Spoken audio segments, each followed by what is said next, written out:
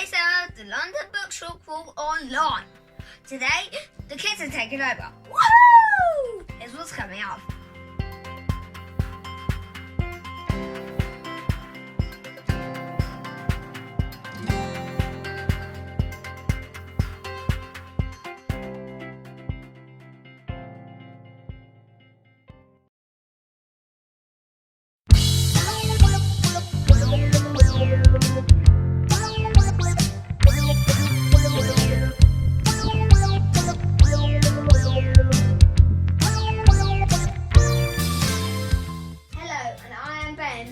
I live in Kent. I'm Sam and I'm from Kent. I like that we get to go to bookshops all over the country. When we get to go to bookshops. The alligator's mouth. Word on the water. I was very excited when I first found the Paddington Bear statue in the Paddington Bear station. The Harry Potter station. Probably Pirate Pete and a Smelly Feet, although I can't decide between that or any of the Captain Underpants books.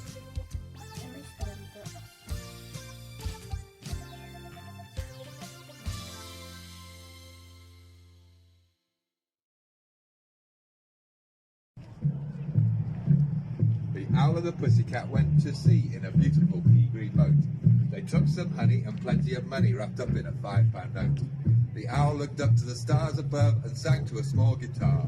Oh lovely pussy, oh pussy my love, what a beautiful pussy you are, you are, you are. What a beautiful pussy you are. Pussy said to the Owl, you elegant fowl, how charmingly sweet you sing. Oh let us be married, too long we have tarried, but what shall we do for a ring? They sailed away for a year and a day to the land where the bog tree grows. And there in a wood a piggy withstood with a ring at the end of his nose, his nose, his nose. With a ring at the end of his nose. Dear pig, are you willing to sell for 1 shilling your ring? Said the piggy, I will. So they took it away and were married next day by the turkey who lived on their hill. They dined on mince and slices of quince which they ate with a runcible spoon. And hand in hand at the edge of the sun they danced by the light of the moon, the moon, the moon. They danced by the light of the moon. Hello, it's obviously Kids Takeover Day and we're not kids, but we've kind of snuck in. Big kids though, aren't we? Yeah, because we're aware that not everybody reads children's books, although I will say that you should because they're great. And it doesn't matter what age you are, you can enjoy children's books. So that's what we're here to do today. We're here to plug a few of our favourite children's books, which we think cross over very well for adults. It does not matter what age you are to read these books. I'm going to start with one of my favourites. If that's all right with you. That's all right. You go ahead. Okay, this is Dragon's Green. So if you've been around my business Ninja Book Box for a while, you'll know of my love for Dragon's Green and the associated sequels. It's by Scarlett Thomas. It's a fantasy book and it features a group of children, specifically a girl named Effie who discovers the existence of another world and can travel through books to the other world. I think it works really well because Scarlett Thomas, before she wrote this, was a author for adults. She's written a lot of other novels. I think probably about 9 or 10 other novels. Must be. So it's a really good kind of gateway. I will say it's kind of not like any of her other books. But yeah, that's a good gateway. If you want to start reading children's books and you don't know where to start, that's a good one to start with. And on the same vein, I'm going to give a really quick mention to because I think probably everyone's heard of him. Which is, where's the book gone? I had the book. Terry Pratchett. Specifically, I can't find The Wee Free Men, but The Wee Free Men and Hatful of Sky, Wintersmith, and The Shepherd's Crown, which are the Tiffany Aching books with the Knack McFeagle, which are kind of aimed at, I would say, tweens and early teenagers. So that's just another shout out for fantasy lovers. Terry Pratchett. While we're on the topic of Terry Pratchett, I haven't picked it up, but obviously you can also now get graphic novel versions of them. So if, like me, you quite like reading and you also quite like seeing graphics at the same time, really, really good. I know we've got upstairs, we've got a few of them upstairs. But, well, there's The Last Hero, which actually is a graphic novel on its own. There's no like book version of that. It's a graphic novel. But then there's several. We've got Guards, and Guards, we've got Guards, that's cool.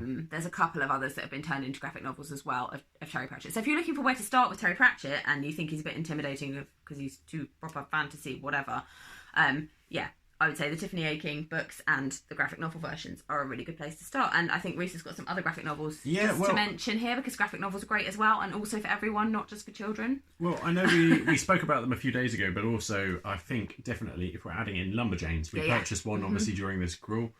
And this is number one. This is number one. So Lumberjanes, I definitely recommend. They're a brilliant storyline. It's funny. Children really quite enjoy it. I was reading number 9 and giggling to myself the other day, so it's perfect for children and adults. It's all ages, really. It really is Lumberjanes. It's perfect, pretty much. It's pretty much perfection in graphic novel form. Definitely. And obviously then as they progress, I know that our children, they've read this one, but they've just started getting into it. So yeah. it's this, which is Alex Rider, Storm Rider. So you can obviously Stormbreaker, sorry. So you can obviously read the book, which is obviously aimed at children. There's the whole series of Alex Rider books by Anthony Horowitz, which are awesome as well. But yeah, if you're looking for something a little bit more, I don't know what the word is I want. A little bit more graphic novel-y, I guess. A bit more graphic novel. But it's it's a good crossover. It's about Alex Rider as a teenager in the books, but it's very James Bond-esque. So if you're into like spy books, you're into kind of crimey, thrillery things. Remember the movie from the early 2000s? Oh, the one with Ewan McGregor in it, Ewan McGregor in it, yeah. I feel like we shouldn't talk about that because some people Probably really not. disliked it. It's very Marmite, isn't it? So speaking of spies and thrillers and murders and things, I wanted to give a shout out to a series that I would never have started reading if it wasn't for the Bookshop Crawl. Because when we started doing the Bookshop Crawl, I was still a bit like, I'm not sure like whether I should be reading loads of young adult fiction and whatever. But my good friend Katie, who has been mentioned already, pushed me into buying Murder Most Unladylike by Robin Stevens, and I'm so glad she did, because this series is amazing, and I've like given it to my mum. My mum's now obsessed with it. My sister's obsessed with it. It's so good. It's like these two girls who go to a like boarding school and they set up a detective agency, and it's set in like the 1920s, I think. And then throughout the books, various different things happen, and they always are on the spot solving the murders, but obviously they're hindered by the fact that all of their caregivers think they should be acting like young ladies, and solving murders is not very ladylike. So yeah, no, absolutely. Murder Most Unladylike. Murder Most Unladylike. And also they're a rainbow, so all the books are different colours of the rainbow, and it's just they're the most beautiful thing ever on the shelf. So they are yes, literally a book lover's dream when are. it comes to the bookshelf. They're so pretty and they're so good. It's this and the collector's edition of the Terry Pratchett books, who we mentioned earlier on. There's hardback collector's editions, and they are beautiful. So. But yeah, if you're a hardcore crime lover, I think you would probably still love this. It's funny as well, which is brilliant. And they're just like really endearing characters. So give it a go. So my final one, and this isn't really aimed at children. It's more going teenagers, I would say. Teenagers upwards. Yeah, probably. It's pushing it slightly. But what reason I'm saying it is it's then a gateway through to when you're an adult. And also films. And also films. If you've got Disney Plus, then obviously you would have come across Captain Marvel.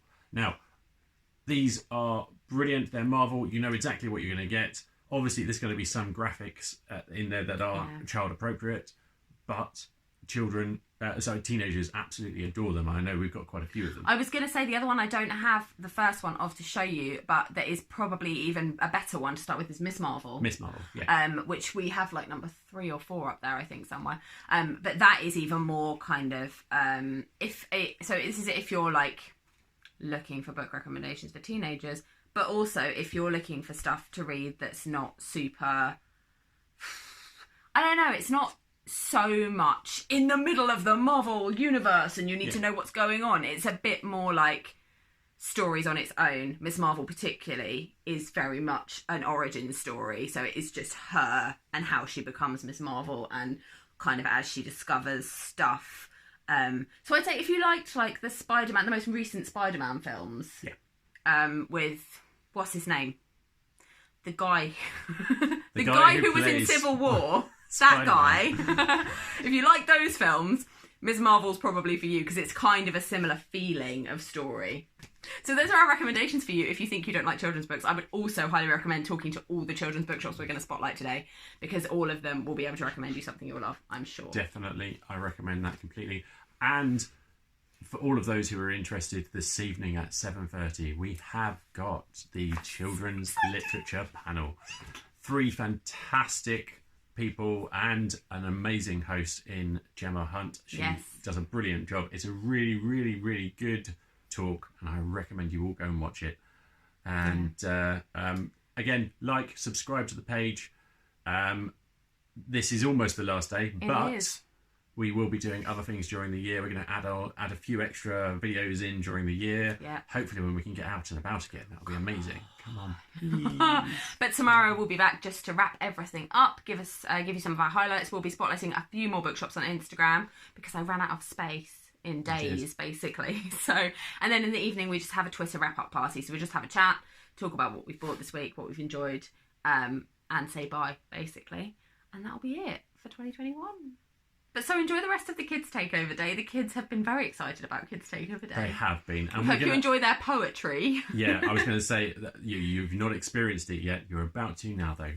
Here is leaving the Kids Takeover Day, Benjamin Hughes with his very own poem. I Like Bookshops by Ben Hughes. I like bookshops because they're filled with books. Some take me on adventures, others teach me how to cook. I like to hunt the shelving for a novel or a graphic. I think that books can take you somewhere big and geographic. From London to Jamaica, Peru and Timbuktu, you always find a bookshop filled with novels writing new. I really like the bookshop crawl. It's always filled with wonder. There's a bookshop on a giant boat. It's bigger than a gondola. I hope you like the bookshop crawl and fill yourself with knowledge. Why not join me next year for the most amazing bookshop forge?